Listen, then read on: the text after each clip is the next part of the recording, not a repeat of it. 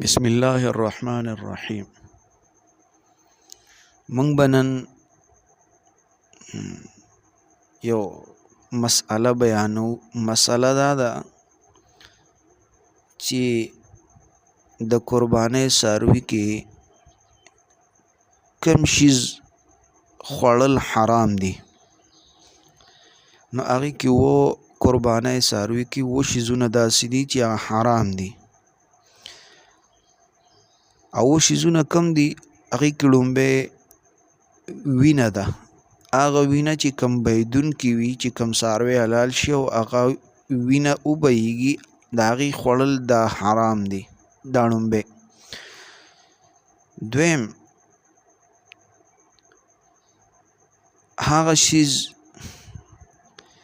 چې د څاروي پې واړه بول کوي، هغه ځای چې کوم ځای باندې څاروی واړه بول کوي، یعنې د واړو بولو ځای خوړل دا حرام دي.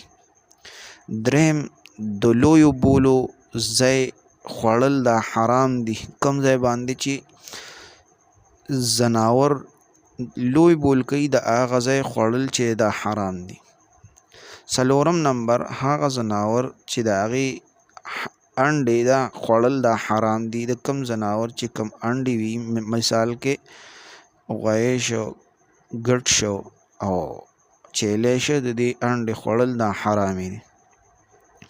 پنځم نمبر، هغه شیز حرام دی کم څاروي کې چې دا پټې وي، یعنې دا زیړې پټې وي چې نه خوړلی کېږي او دغه شانتې دي.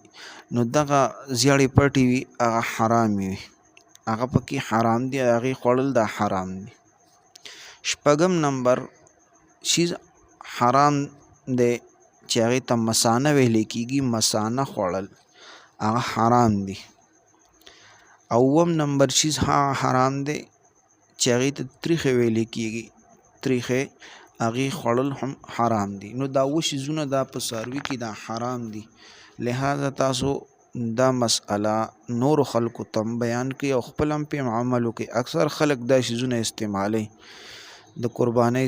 هغې خلک وایي چې یار د قربانۍ هر شیز دا حلال دی. لہذا دا شیزونه زده کړئ او نورو خلکو ته ورسوئ چې دا شیزونه په څاروي کې دا خوړل دا حرام دي.